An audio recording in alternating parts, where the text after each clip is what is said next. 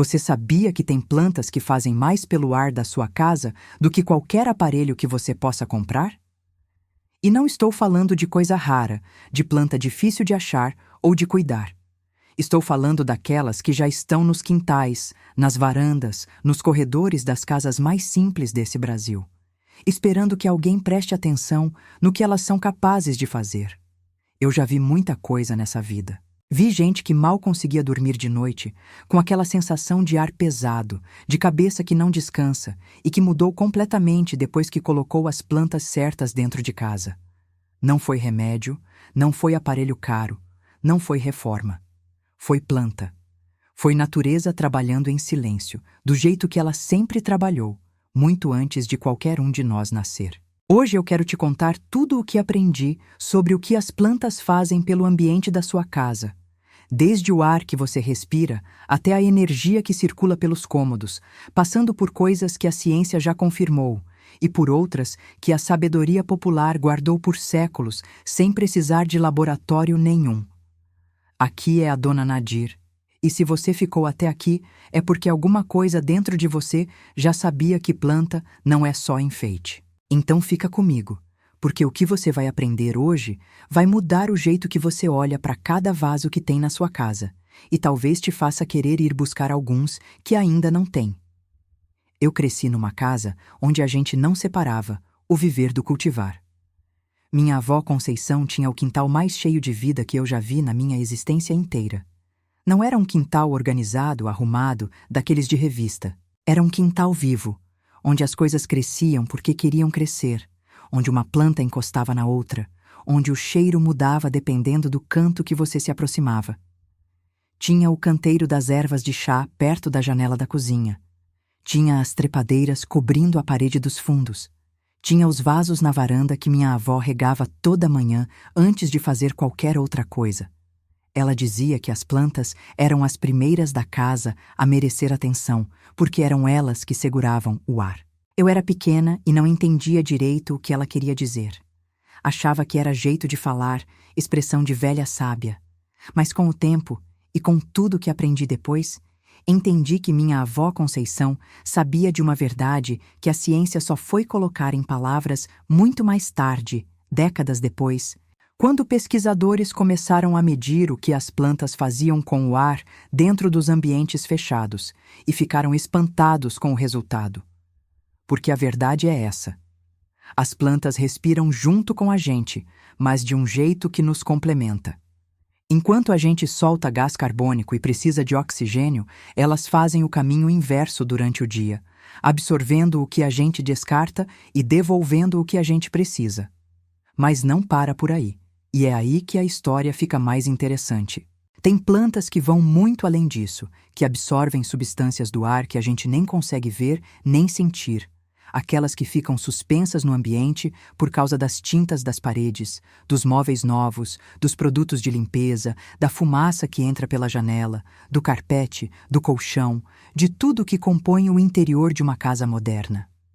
Essas substâncias se acumulam no ar fechado e fazem mal devagar, do jeito silencioso que as coisas ruins costumam fazer.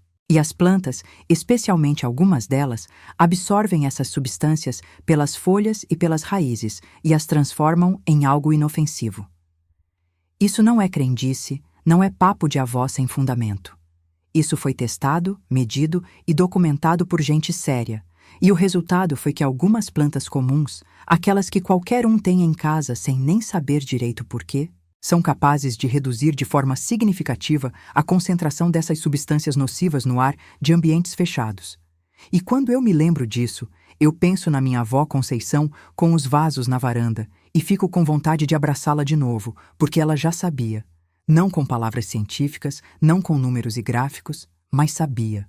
Da mesma forma que as benzedeiras antigas sabiam que certas plantas afastavam o que pesava no ar de uma casa doente, que as herveiras de feira sabiam que determinada folha colocada no quarto ajudava quem não conseguia respirar direito durante a noite. Esse conhecimento foi sendo passado de mão em mão por gerações, por mulheres que observavam e que confiavam no que a natureza mostrava, e que nunca precisaram de um laboratório para saber que estava funcionando.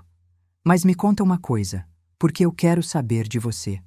Você já teve aquela sensação de entrar num cômodo e sentir o ar pesado, aquela coisa que aperta no peito, que cansa sem motivo, que faz a cabeça doer sem que você consiga explicar por quê? Aquele cansaço que não passa mesmo depois de dormir? Aquela irritação que parece vir do nada? Eu pergunto porque muita gente sofre com isso sem saber de onde vem, achando que é estresse, que é problema de saúde, que é coisa da cabeça, quando na verdade o problema pode estar no ar do ambiente onde essa pessoa passa a maior parte do tempo. Se você já sentiu isso, se você reconhece essa sensação, eu quero que você vá nos comentários agora e escreva: eu também senti esse ar pesado em casa. Pode copiar e colar essa frase.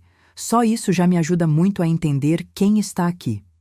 E eu prometo que vou ler cada resposta, porque o que vocês me contam é o que me dá força para continuar trazendo esse conhecimento até você. Agora, deixa eu te contar quais são as plantas que fazem esse trabalho mais importante dentro de casa e como você pode usá-las do jeito certo para sentir a diferença. A primeira que eu preciso mencionar, e que provavelmente já está na sua casa ou na casa de alguém que você conhece, é a espada de São Jorge. Essa planta de folhas longas, firmes, com aquelas listras amarelas nas bordas que as pessoas colocam na entrada da casa por tradição, por proteção, por hábito, resulta que ela é uma das mais eficientes que existem para limpar o ar de dentro de casa. Ela absorve substâncias que saem de móveis novos, de tintas, de colas usadas em construção, todas essas coisas invisíveis que ficam no ar por meses depois que uma casa é reformada ou mobiliada. E o mais bonito é que ela faz isso praticamente sem precisar de nada. Não precisa de muito sol, não precisa ser regada todo dia, não reclama de descuido. É uma planta que já vem com generosidade no sangue, que dá sem exigir, e talvez por isso as pessoas antigas a colocassem na entrada da casa como guardiã, porque uma guardiã de verdade protege sem fazer alarde. A jiboia é outra que eu preciso mencionar com todo o carinho que ela merece. Aquela de folhas verdes e amarelas que trepa, que corre pelo vaso, que desce pela prateleira, que vai crescendo sem que você precise fazer muita coisa. A jiboia tem uma capacidade impressionante de absorver certas substâncias tóxicas do ar, especialmente aquelas que vêm de produtos de limpeza e de tintas. E ela faz isso rapidamente, de um jeito que pesquisadores ficaram surpresos quando foram medir. Mas além disso, e isso eu aprendi muito antes de qualquer pesquisa me confirmar, a jiboia tem uma presença no ambiente que transforma. Ela traz umidade, ela traz verde vivo, ela traz aquela sensação de que a natureza está presente mesmo dentro de quatro paredes. E isso muda como o corpo se sente, muda como a respiração fica, muda o humor de quem convive com ela. Minha avó Conceição dizia que jiboia em casa é sinal de que a casa respira, e eu nunca achei expressão mais certa do que essa. O bambu da sorte, que muita gente conhece por esse nome, é outra planta com papel importante no ambiente, especialmente em lugares com pouca circulação de ar, como banheiros, lavabos e quartos menores. Ele é resistente, cresce em água sem precisar de terra e contribui para equilibrar a umidade do ar nesses ambientes fechados. Mas tem uma coisa sobre ele que vai além do prático, porque o bambu carrega um simbolismo muito forte nas tradições orientais que chegaram até o Brasil e se misturaram com o que a gente já tinha. Ele representa a ideia de crescer sem quebrar, de dobrar diante da tempestade, mas não se partir, de ser flexível sem perder a raiz. E quando você coloca um bambu da sorte num ambiente, você não está só colocando uma planta, você está colocando um lembrete visual de que é possível atravessar as coisas difíceis sem se destruir. Isso pode parecer exagero, mas quem vive com plantas dentro de casa sabe que a presença delas muda a forma como a gente pensa enquanto está naquele espaço.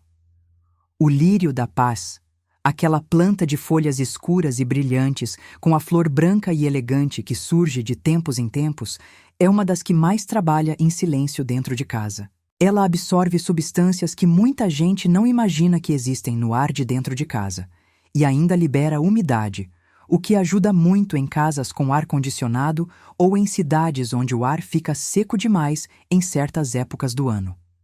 As benzedeiras antigas, que tinham um conhecimento sobre plantas que hoje a gente está correndo atrás para recuperar, usavam flores brancas em ambientes que precisavam ser limpos de energias pesadas, que tinham passado por doenças, por brigas, por tristeza. A flor branca, para essas mulheres sábias, representava a limpeza que vai além do que os olhos veem. E curioso como a ciência foi descobrindo aos poucos que o lírio da paz, de fato, limpa o ar de coisas que os olhos não veem também, só que com palavras diferentes para descrever o mesmo fenômeno. A samambaia é outra que merece um lugar de honra nessa conversa. Ela gosta de umidade, de sombra, de lugares mais frescos, e em troca, ela purifica o ar de forma eficiente. Contribui para aumentar a umidade em ambientes secos e tem aquele visual de exuberância natural que faz qualquer cômodo parecer mais vivo. As samambaias são plantas antigas, muito antigas, de uma antiguidade que ultrapassa qualquer tradição humana, porque elas existem nessa terra há centenas de milhões de anos, muito antes de qualquer flor ter surgido. Quando você olha para uma samambaia, você está olhando para uma forma de vida que sobreviveu a tudo que esse planeta passou. E tem algo muito reconfortante nisso, na ideia de que uma planta com essa história toda encontrou um cantinho no seu banheiro ou na sua sala e está ali, tranquila, fazendo o que sempre fez, purificando, equilibrando, vivendo. E tem o manjericão, que muita gente só conhece na cozinha, como tempero de molho ou de salada, mas que dentro de casa faz um trabalho que vai muito além do sabor. O cheiro do manjericão já é, por si só, um benefício para o ambiente. Ele libera substâncias aromáticas que têm ação sobre o humor, que ajudam a relaxar, que criam uma sensação de bem-estar que é difícil de descrever, mas muito fácil de sentir. Na tradição popular brasileira, o manjericão tem um lugar especial que mistura o sagrado com o cotidiano. Ele aparece nos terreiros, nas festas juninas, nas janelas das casas de nordestinas, nos vasos das cozinhas de avós que colocavam um galinho no canto para atrair prosperidade e afastar o que não presta. Tem regiões do Brasil onde dar um vasinho de manjericão de presente é um gesto de amor e de desejo de bem. Não é só planta, é um ato de querer bem ao outro. Agora, deixa eu te falar sobre como colocar tudo isso em prática, porque de nada adianta saber e não saber como fazer. A primeira coisa que eu sempre digo é que não precisa encher a casa de uma vez. Começa com uma planta, com aquela que você mais se identifica, com aquela que te chamou mais atenção nessa conversa. Coloca num lugar onde você vai vê-la todo dia, onde você vai passar perto, onde ela vai te lembrar que a natureza está ali. Regue com carinho, olha para ela com atenção, aprende o que ela precisa. Cada planta é diferente, e aprender a diferença é parte do prazer. Tem planta que pede sol da manhã, tem planta que prefere a sombra, tem planta que bebe água todo dia e tem planta que fica brava se você regar demais. Essa conversa entre você e a planta, esse aprendizado de convivência, já é em si um benefício, porque te tira do automático, te faz prestar atenção em algo vivo, te conecta a um ritmo diferente do que a vida apressada costuma oferecer. Para os ambientes maiores, como salas e quartos, o ideal é ter pelo menos 2 ou 3 plantas de tamanhos diferentes. Uma maior no canto, uma média numa prateleira, uma menor num vaso sobre a mesa ou no parapeito da janela. Isso cria o que eu gosto de chamar de camadas de vida, porque a natureza nunca cresce em linha reta, nunca numa única altura, nunca de um único jeito. Quando você reproduz dentro de casa essa diversidade de alturas e tamanhos, o ambiente muda de uma forma que você sente, mas que é difícil de explicar. Fica mais leve, fica mais silencioso de um jeito bom. Fica mais parecido com um lugar onde a gente foi feita para estar. Porque no fundo mesmo, a gente foi feita para estar cercada de natureza. E a casa cheia de plantas é uma tentativa do coração de lembrar disso. Para o quarto, eu recomendo plantas que respiram bem à noite, que não tiram o oxigênio enquanto você dorme. A espada de São Jorge é uma ótima opção para isso, porque ela tem um ciclo de respiração que funciona melhor no período noturno, liberando oxigênio enquanto você descansa. O lírio da paz também é uma boa escolha para o quarto, com a vantagem de ser uma planta visualmente muito delicada, que combina com um ambiente de descanso sem criar uma presença muito pesada. E se você tiver uma janela com alguma claridade no quarto, uma jiboia pequena num vaso alto pode ser uma companhia muito boa, porque ela não exige muito e devolve muito. Para a cozinha, o manjericão é rei, mas não é o único. A hortelã também faz um papel lindo na cozinha, com aquele cheiro que limpa o ar de odores fortes, que refresca o ambiente, que convida a respirar fundo. E tem um detalhe que eu acho muito bonito sobre ter ervas aromáticas na cozinha. Elas criam uma presença de vida no lugar onde a gente alimenta os outros, e isso tem um significado que vai além do prático. A cozinha, em muitas tradições brasileiras, especialmente nas tradições que vieram da África e dos povos indígenas, é um lugar sagrado, um lugar de cuidado, de amor, que se transforma em comida. Ter plantas vivas nesse espaço é uma forma de honrar essa sacralidade, de dizer que esse lugar merece vida, merece cuidado, merece beleza. Para o banheiro, que muita gente esquece quando pensa em plantas de casa, o bambu da sorte e a samambaia são escolhas perfeitas porque gostam de umidade e de pouca luz direta. E o banheiro com plantas tem uma energia completamente diferente. Parece um espaço de cuidado de verdade, um lugar onde você vai se renovar, não só lavar o corpo.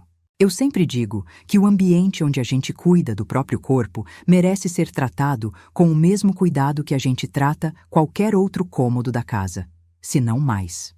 Tem uma coisa que o mundo moderno fez com a gente que eu acho importante falar, porque explica por que esse conhecimento foi se perdendo. Quando as cidades foram crescendo e as pessoas foram saindo dos quintais para os apartamentos, quando os jardins foram virando garagens e as varandas foram sendo fechadas, quando a natureza foi sendo empurrada para longe do cotidiano como se fosse coisa do passado, coisa de quem não tinha evolução, a gente foi perdendo a memória de que precisava dela. Os produtos industriais prometiam resolver tudo. Os purificadores de ar elétricos, os desodorizadores de ambiente, as coisas que você borrifa e que prometem que o ar vai ficar limpo, todas essas coisas foram substituindo o que a natureza fazia por conta própria. Mas tem uma diferença enorme entre um cheiro artificial de limpo e um ambiente que de fato está limpo, equilibrado, vivo. E as pessoas foram esquecendo que sentiam a diferença. Foram aceitando o substituto como se fosse a coisa verdadeira. Foram deixando os vasos morrerem por descuido, e não repondo porque era trabalhoso, porque era sujeira, porque era coisa de velho. E aí, de repente, começaram a aparecer as pesquisas. Começaram a aparecer os estudos, mostrando que o ar dentro das casas modernas pode ser mais poluído do que o ar de fora. Que as pessoas que vivem em ambientes sem plantas apresentam mais sintomas de ansiedade e dificuldade de concentração, que pacientes internados em quartos com plantas se recuperam mais rápido, que crianças que crescem em contato com natureza têm melhor desenvolvimento emocional. E sabe o que foi engraçado? Não foi novidade nenhuma para quem nunca esqueceu. As benzedeiras já sabiam, as herveiras já sabiam, as avós com seus quintais cheios já sabiam. Elas não tinham os dados, mas tinham a observação de gerações e gerações, e a observação de quem está atenta à vida vale tanto quanto qualquer número numa planilha. Eu acredito muito nisso. Acredito que a sabedoria popular não é inferior ao conhecimento científico, ela é anterior. Ela chegou primeiro porque nasceu da necessidade, da observação direta, da convivência cotidiana com a natureza. E quando a ciência confirma o que a tradição sempre soube, não é a ciência ensinando a tradição, é a ciência encontrando, com suas ferramentas, o que a tradição já havia mapeado com as suas. O que a gente precisa fazer é juntar as duas, não jogar fora nenhuma das duas, mas honrar o que cada uma tem de melhor e reconhecer que o conhecimento verdadeiro não tem um único caminho. Por isso eu fico aqui, toda semana, trazendo o que aprendi com minha avó Conceição, com minha mãe, com as mulheres sábias que cruzaram meu caminho ao longo dessa vida toda, misturando com o que a ciência vai confirmando aos poucos.